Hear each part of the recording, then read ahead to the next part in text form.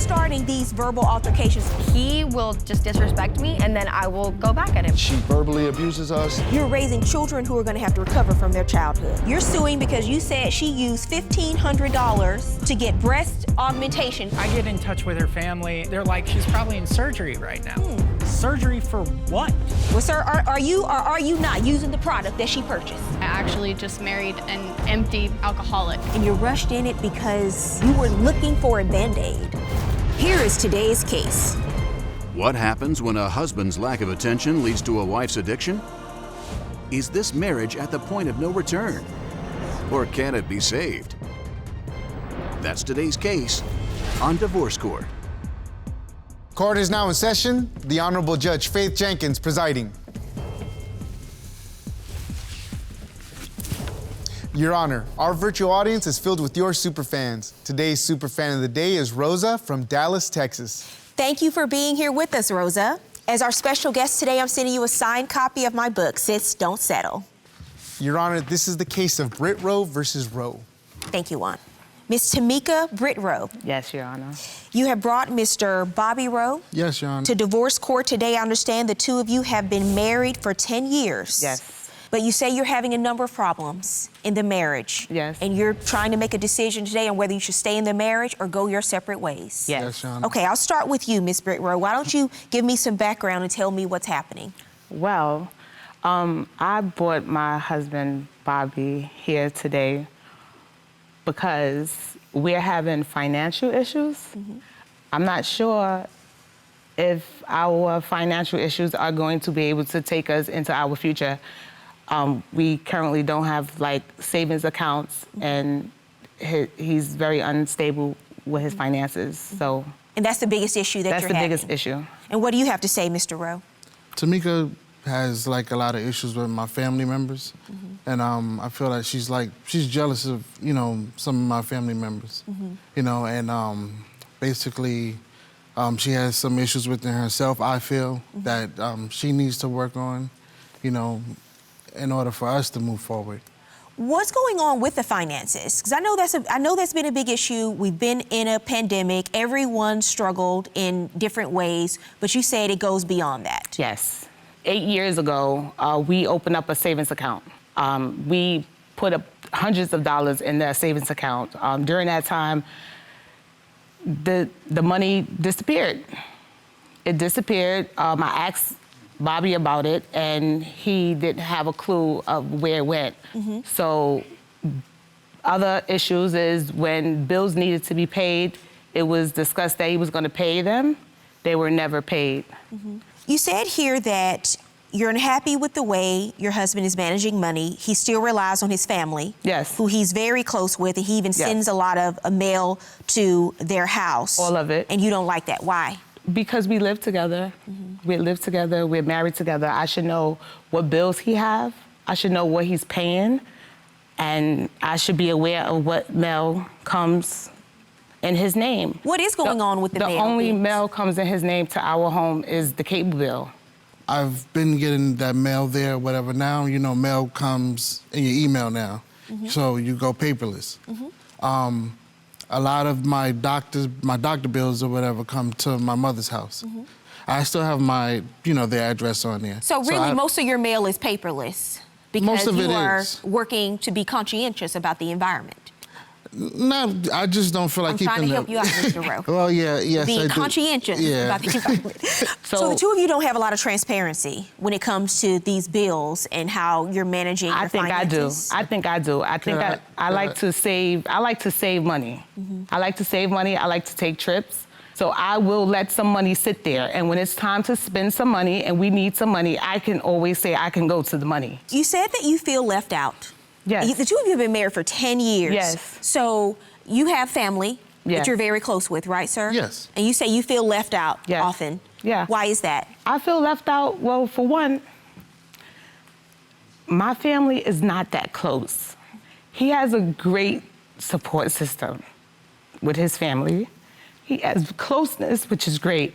I'm not jealous of their relationship. It's because he will talk and make plans with them. Well, the family will make plans, and he will hear about the plans, and then plans will happen. For my son's birthday, got a new outfit for his birthday. I wanted to be the one to buy the outfit. I wanted to be the one to buy the shoes. Come to find out, one of his family members was buying the shoes and the outfit, and I didn't know about it. So you feel like you're being left out? I feel like I'm being left out. You know, he has a great relationship with the kids. Don't take it away from him. I love it. When it comes down to me, I don't get any affections. I don't get any I love yous. I don't even get you look beautiful. I get nothing. Mm-hmm. Anything that I try to do to work on myself, to make things different, is not acknowledged. Every woman, every wife needs some validation sometime. There was a trip, I thought he was taking his family to the airport, and I'm wondering what's taking him so long. Come to find out, he went to Florida. With his family? With his family. Were you invited? He went to Disney World. He went to Florida. I was not invited. Mr. Rowe, you say in your papers you do have a close relationship with your family. What's going on? What's your response to her saying she feels left out? Tameka feels left out because Tameka leaves herself out. She doesn't feel left out when she's calling them for advice and they're talking to her. You know, my family is not a biased family. If I'm doing wrong, they're gonna say I'm doing wrong. As far as her feeling left out, she does that. You know, I don't leave her out. I don't live far from my family. So if they call, hey, this is going on today, you know, why don't you grab the kids and come on over? You know, okay, she's coming over. Nobody says. Does she come over when you invite her? No. Why? Like I said, I don't know. Like sometimes she go, oh, no, I'm okay. But what do you think is going on in your marriage that's brought you to this place? Tameka drinks, you know, and it intensifies everything. Every situation, like that situation didn't have to get blown up like that. What's the issue with the drinking? How much is she drinking? She can't control the liquor.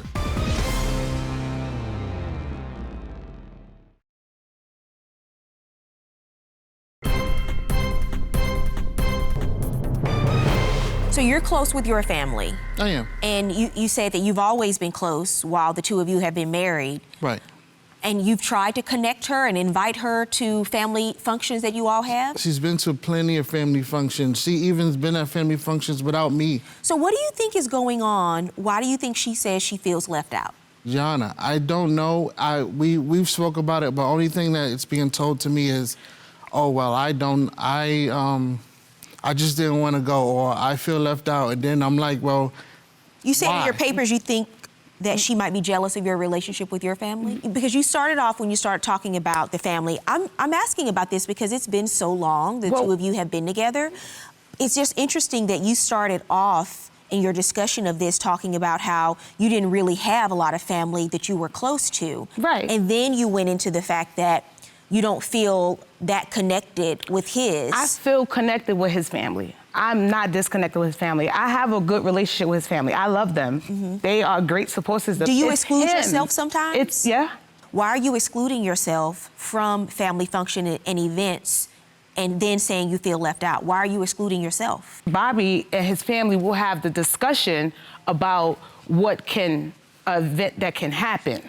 And I wouldn't know about it. Until later. And I'll be the last one to know about it. Okay. That's what I mean, I feel left out. What happened at the barbecue? You said there was an incident at a barbecue and you said that that's indicative of what's been going on in the marriage. Well, first of all, I think I can solve this. Who made the potato salad? I did. Okay, go ahead. What happened at the barbecue? So we had a cookout.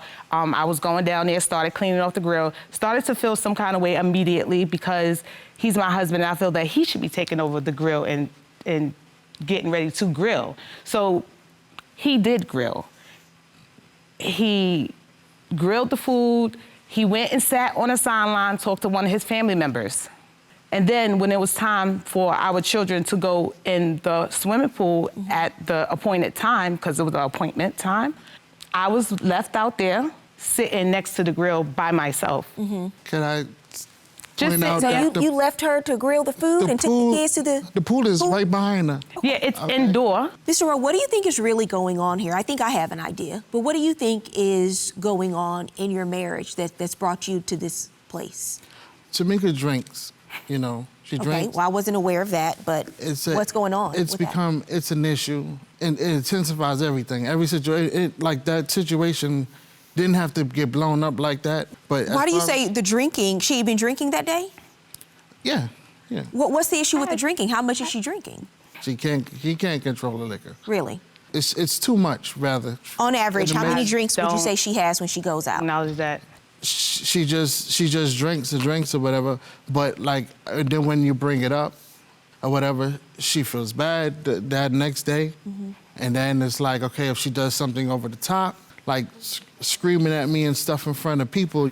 You feel left out by his family. Do you have any family and friends that you connect with outside of your marriage? No. My family knows that. They've been reaching out to her. I don't know what else to do to make her comfortable or whatever the case may be. Give me some love.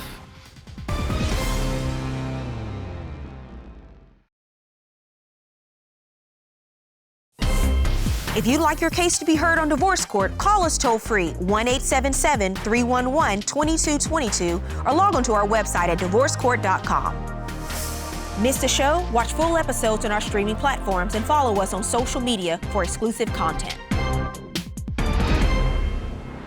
Mr. Rowe said he believes you have a drinking problem. Is that true? Yeah, I did. I drink a lot. I did drink a lot, but I have found myself help to slow down on drinking, and he didn't even acknowledge it. When do you say you slowed down on your drinking? I've been slowed down since about May. I slowed down. I had just started in the thing in May because when I do drink, sometimes I feel like I don't like it. I don't like the way it makes me feel. I feel guilty. Sometimes my drinking is just overindulging. So, I found myself, like I go to my little groups and things like that. And I have slowed down, and he hasn't even acknowledged it. You know how that make me feel? That's the loneliness. So has she, since last month, have you seen her cut back? She says she cuts back, but it's not like, if somebody's been doing something so long and they have the same pattern where, okay, I'll stop for a couple of days. Mr. Rowe, I just want you to answer my question specifically. You have not seen her cut back? No, I haven't seen her cut back. It's been the same behavior because it's like somebody can do good all week and then on Saturday night or Friday night, they're belittling you. You say she's arguing. binge drinking? Can on the nights that she drinks. Can I say one thing? I do not binge drink on the night of drink. If I'm drinking on Saturday, I have to work the next day, so I'm not binge drinking. Maybe I'll have a couple of beers, and when I was drinking before, I was drinking alcohol before, like heavier stuff. You've mentioned a couple of times about what's going on in your marriage and that you feel left out by his family and that you've been drinking and that's another thing to combat the loneliness. Do you have any family and friends that you connect with outside of your marriage? No. You don't? So I just really look for, a little more affection, a little more romantic dates, perhaps, a little more showing me that you care, not just buying me something to eat that let me know that you care. Like in a marriage, you got to put a little more work into it. Did you have that at the beginning? Do you feel like you had the romance and the dates and the I had it at the wining beginning, and dining in the beginning? But I've been, I was giggling in the beginning. I was laughing and giggling, and I missed all the signs. What signs? Everything he's not showing me now that he showed me in the beginning. In the beginning. How long did the two of you date before you got married? About 2 years. 2 years. And so you didn't see any of the signs of fiscal irresponsibility you say you have during the marriage? No. No, I just wanted to speak on some of the things that she was talking about. And as far as like, a little bit of her family, my family knows that. So that everybody they reach out, they've been reaching out to her, but then when she comes and she tells me all the time, I feel left out, I feel left out. I don't know what else to do to make, her comfortable or whatever the case may be. Give me some love. Is that going to solve the problem? Well, it's going to solve one problem because here's where we are. You've been married for 10 years and relationships evolve over time and people evolve and people change over time. So when we're in marriage, we're constantly having to learn the new version of the person that we're being presented with. You're not supposed to stay the same. You're supposed to change. And if it has changed over time, this is when we put our listening ears on and we find out and we discover what is the best way for me to love my spouse now.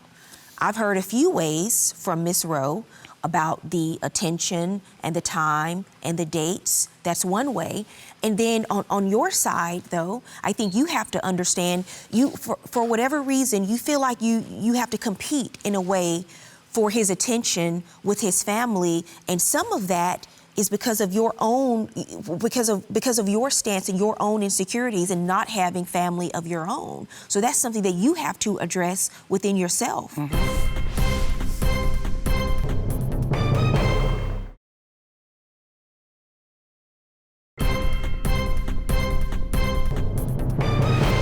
So you're navigating this space, and then you resort to alcohol as a way to try to mask the pain that you've been dealing with. But it's not solving anything. It's only further perpetuating the problems. Your marriage, again, when we talk about this counseling that I think the two of you should have, and I have an aftercare specialist that I want you to talk to today, because the problems that you have are not insurmountable. Right. These are things that you can work on because you simply want to work on being a better partner.